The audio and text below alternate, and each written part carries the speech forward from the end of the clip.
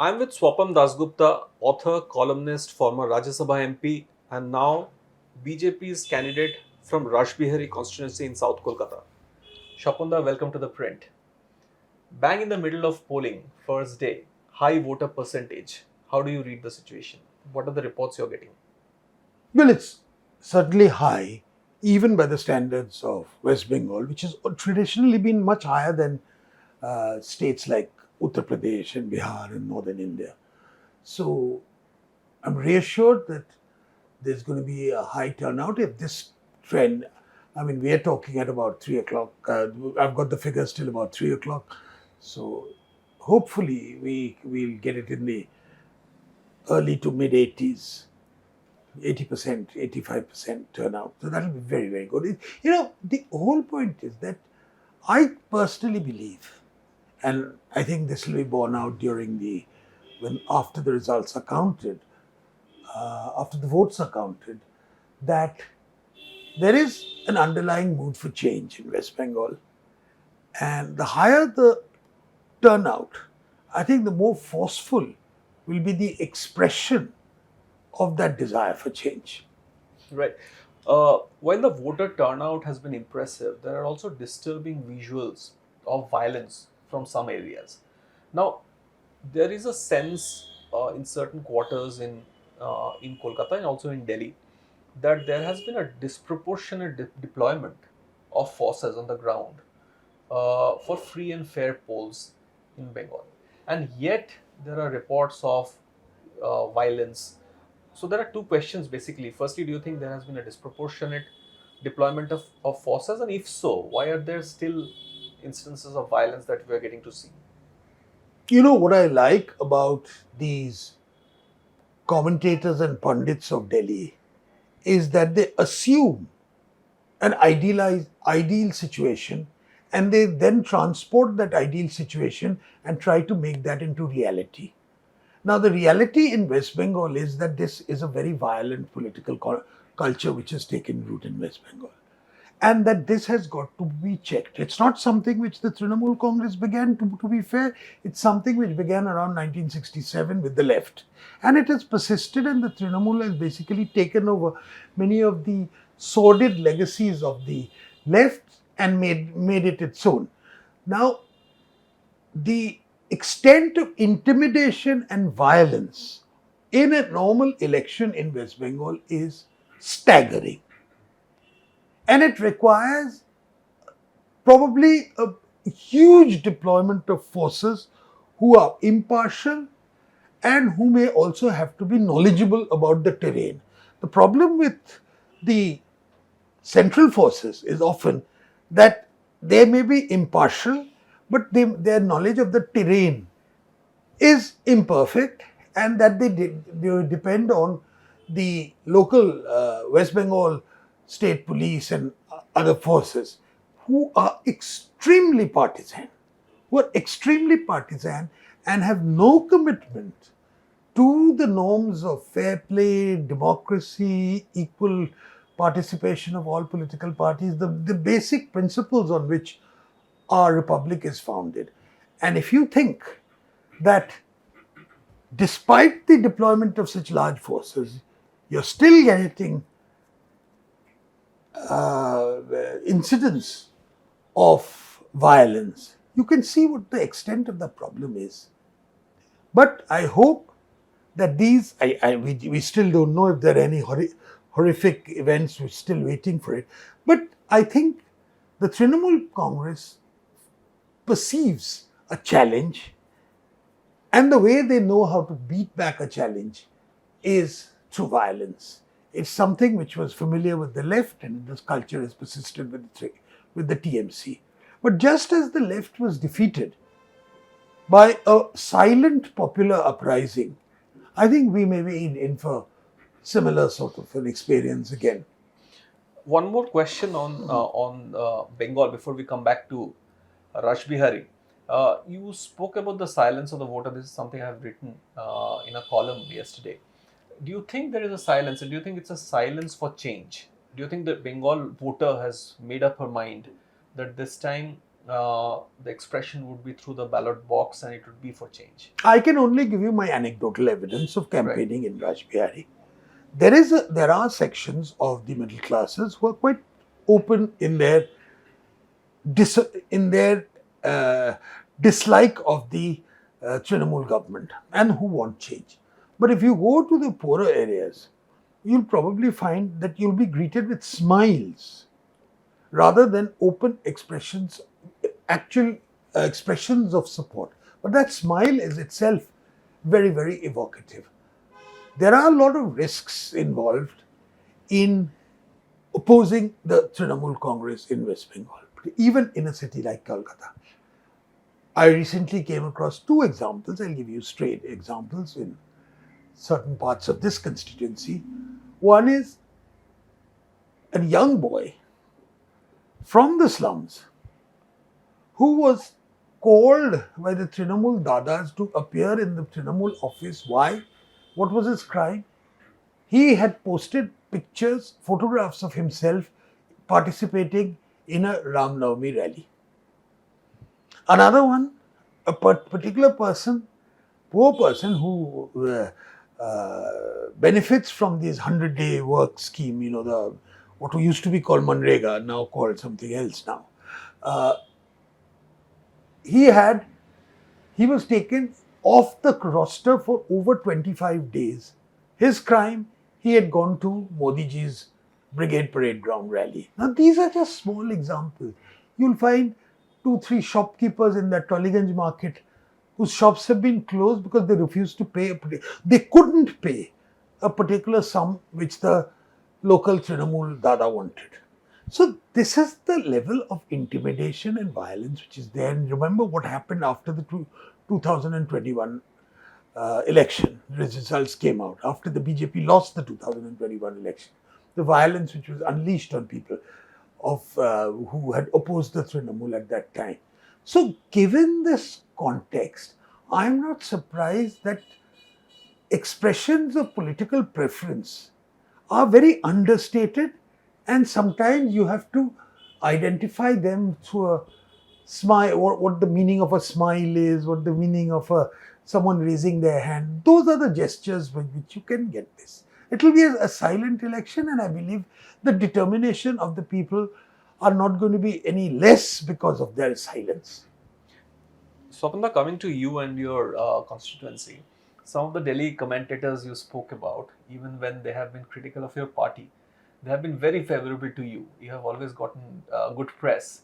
Now, I was pleasantly surprised to see pictures, and I heard from your constituents that it's not just the upper class localities that you have been going to.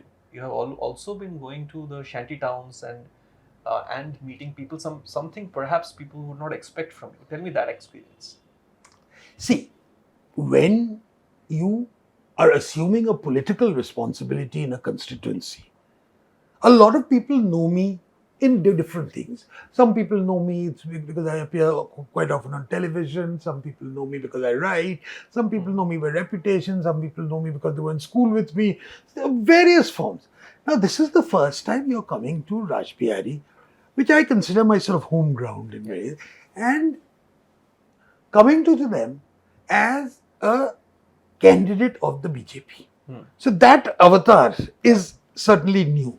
So I have a responsibility under those circumstances to go out to all the electors of Rashbehari, as much as you can possible, 1.6 lakhs odd voters, and go to them, their locality, and at least greet them once, if not twice. So I've tried to go to every locality twice, but at least I've gone there once.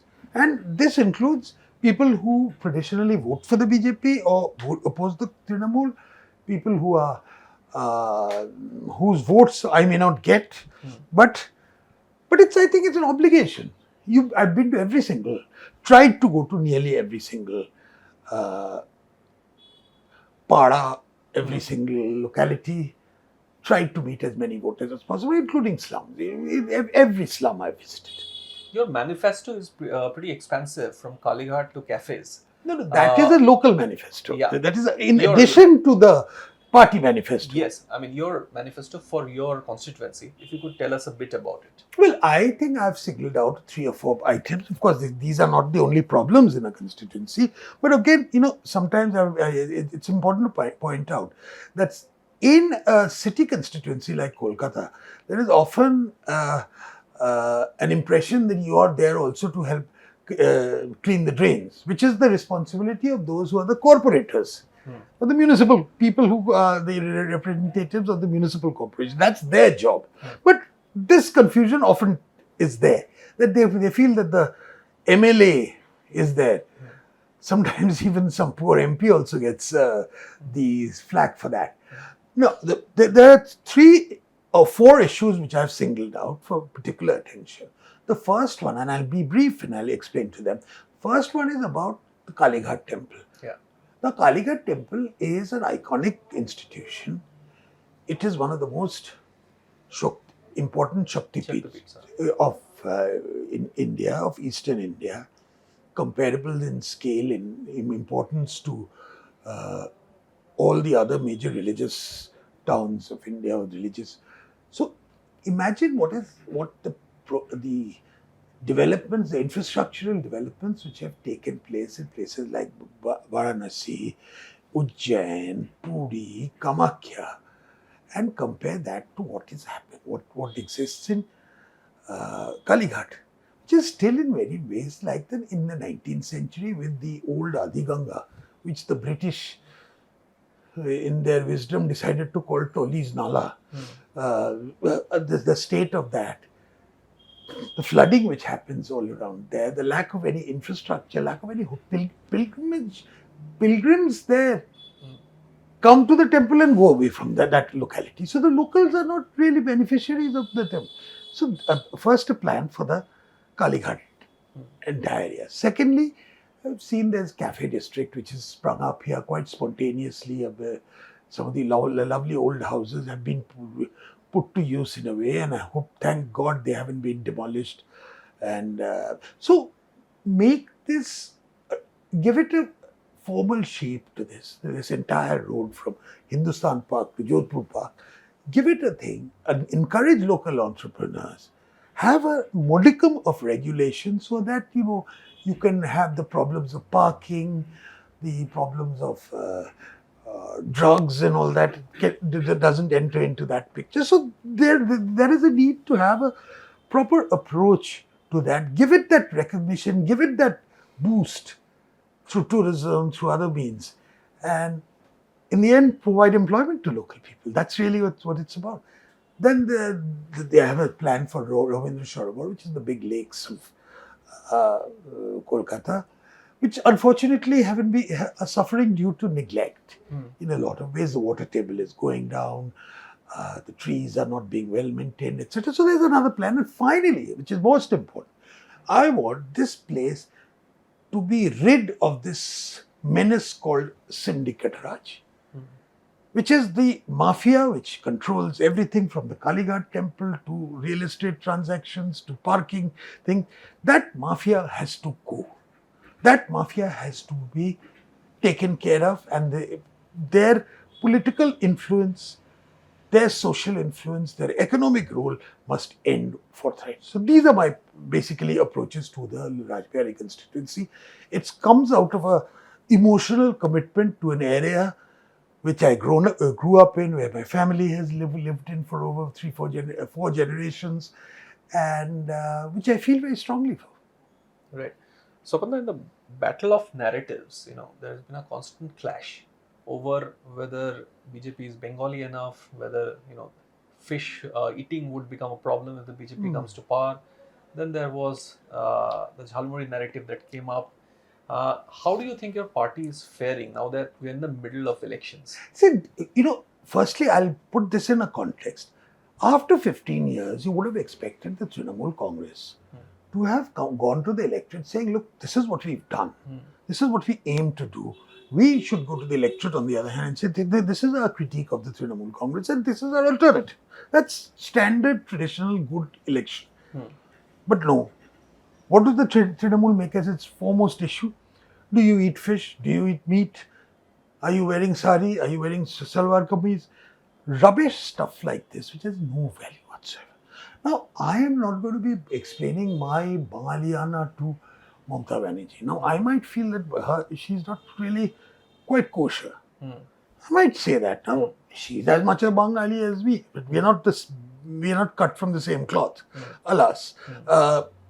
So, to basically make this a political issue, it's like saying you're not a Bengali if you support Mohan Bagan. You should be supporting East Bengal. I mean, just imagine if someone says that. It's ridiculous. Yeah. I mean, both are part of your regional life. The one who speaks Bangla from Mednipur speaks it slightly differently from the way I do, Yes. or from Kuch Bihar, Dinajpur theke. So, if you make these cultural facets of our cultural life and make them into a political issue, and then say, as my good friend Mahoma Maitra did say, that if you don't vote for Trinamool, you're not a Bengali. Now, someone can go around and say, if you don't marry a Bengali, you're not a Bengali. If I was to say that to Mahua, I won't say it to her because the person she has married is a very dear friend of mine and he happens to be a Uriya. But imagine if that was said. It would be quite ridiculous. So I hope that some good sense will come into the ranks of the Trinamool Congress and they will desist from doing this. But in the meantime, all I can say is that you have nothing to speak for yourself. So let me eat my fish, you eat your meat, and you like your biryani with potatoes, I like it without potatoes. The reason I spoke about the battle of narratives is that going into the election, there were some solid points of anti-incumbency that the BJP could have hammered home about. Like for instance, the RG Kaur incident. Then there was joblessness, syndicate, which you spoke about. But as we got closer to the election, somehow there's a sense that Trinamool trapped the BJP in this "Are you Bengali enough?" question. So do you think? Why I asked you? Do you think the BJP has been able to come out of it now that I we're in the don't middle think of so. elections? I mean, the speeches I give during in the constituency when I talk to the people, I always talk about the fact that we have to account for the decline of Bengal over the past 50 years. In which case, you talk about the decline in terms of its industry, in terms of its commerce, in terms of its educational heritage, in terms of the decline of its cultural capital, everything you talk about. And that's your political spiel which you're making. And how you feel that Bengal deserves better. I spend a lot of time talking about the sheer sadness of a society in which all the young men and women have left. And they have become migrant labor. Skilled or unskilled.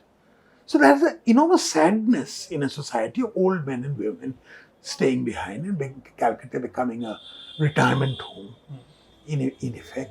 So all this is brought out. So I don't know how this impression that the BJP is not bringing out these issues. At every point you're bringing out, and Archikar is a very important one. Sandesh Kali, Archikar, the scandal associated with Partho Chatterjee and the auctioning of teacher posts. All these have been brought out time and time again. Let's take this one issue since it's about you. You come from a very old business family. How important is the issue of bringing jobs back to Bengal for the BJP? And It's for you not. personally? It's not something connected with me. My age is probably. I don't think I'm there for fresh recruitment. But I think what is very important is that look, we were there at the turn of during independence. We were almost along with Mumbai. We were Kolkata and Mumbai were sort of rivals for assuming the number one slot.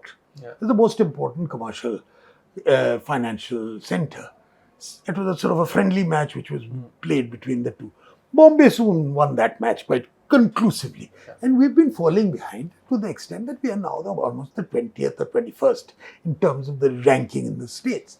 And it's important. And from becoming the headquarters of companies, we've ceased to be less than branch offices.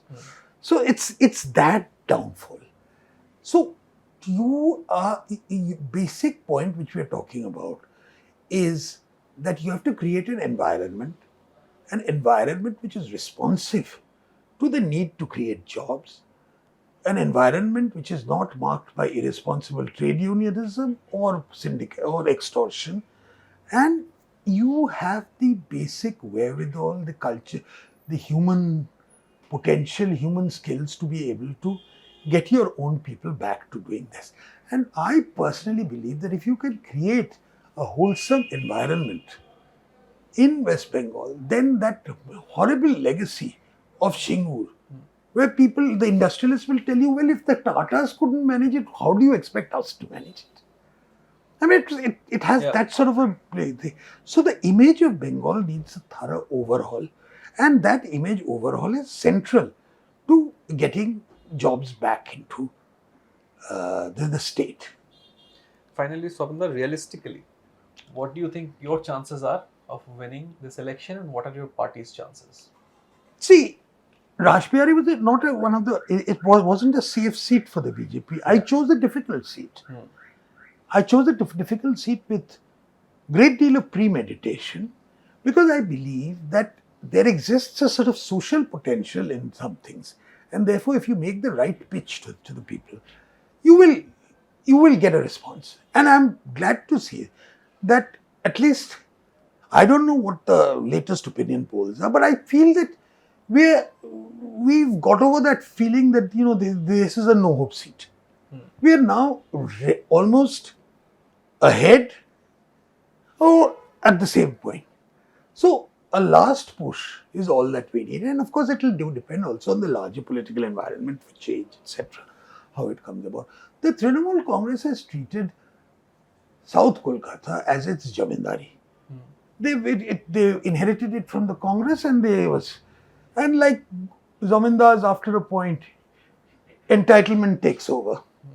And that sense of entitlement, taking it for granted, high landlordism, all that is there. So I think it's about time some revolutionary fervor is displayed in ousting the ancien regime from Rashbehari. And I think the same argument, the same principle is there for an upsurge of the majority against trends which are calculated to make the majority into an irrelevancy and to make West Bengal into another variant of Bangladesh. Swapanda, thank you for your time. We spoke on a very busy day. Thank you for giving us time. Thank you.